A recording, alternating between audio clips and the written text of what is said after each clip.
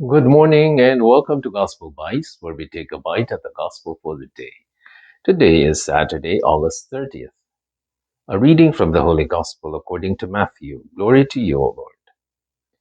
This is taken from Matthew chapter 25, verses 14 to 30. Jesus told this parable to his disciples. The kingdom of heaven will be like this. It is as if a man, going on a journey, summoned his slaves and entrusted his property to them. To one he gave 5 talents, to another 2, to another 1, to each according to his ability. Then he went away. The one who had received the 5 talents went off at once and traded with them, and made 5 more talents. In the same way, the one who had the 2 talents made 2 more talents.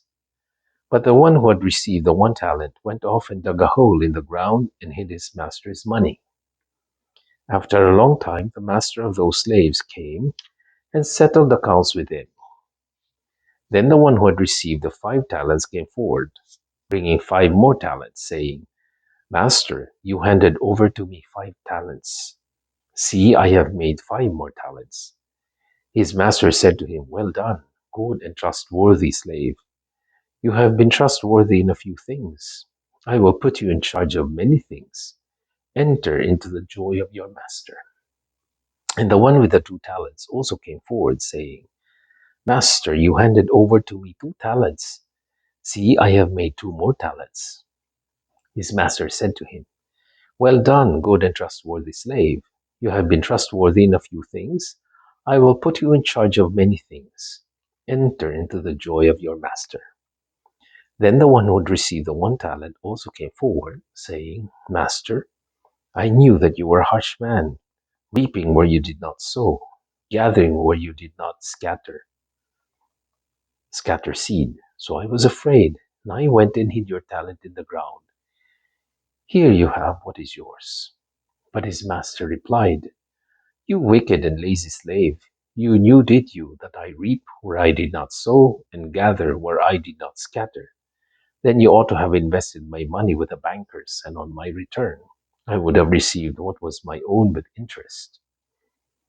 So take the talent from him and give it to the one with the 10 talents. For to all those who have, more will be given.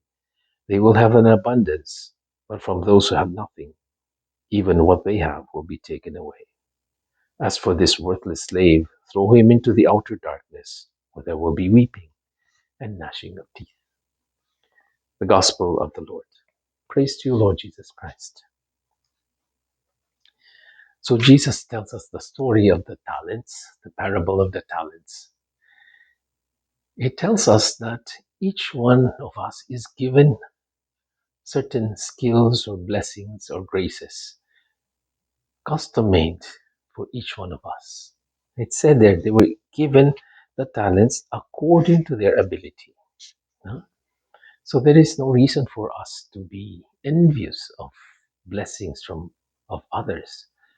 You say, how come he has all these things and I don't? Maybe because he needs it more than you do. Maybe he can use it more than you do. He can use it and manage it better than you do. So God will give grace to a, a little child, but different from the grace he would give a single mother of 10 children, depending on their ability, depending on their situation. So when you look around and see you don't have what others have, think again. In the wisdom of God, He knows that anything more or anything less that you don't have is bad for you. So He always gives us exactly what we need. He will not give us anything less. He will not give us anything more. Anything more is destructive. Uh, Imagine a person who doesn't know anything about numbers would win the lottery. He's going to throw away that money without even thinking, because he doesn't know how to manage it. So each one of us is given a certain amount of grace in the form of grace, different from the others. And in the end, God will give an accounting of that. The talents could also represent our faith. Each one of us can know God more than others. It's like the Catholic Church has the fullness of faith. We have received the fullness of grace. Compare that to someone who has not received. That's why the first one was given 5 talents. The other one didn't know his master that much. He saw him as harsh, and he saw him as someone who was not uh, who did not do anything. you know. But even in that little grace, even in that little knowledge, God demanded from him, if that is all you know about me, then you should have done something about that little thing. So I guess God does God will not expect of us to have the same level of spirituality or maturity, but to those who have little, little will be expected. But they still have to work. They still have to perform their duties. Yeah?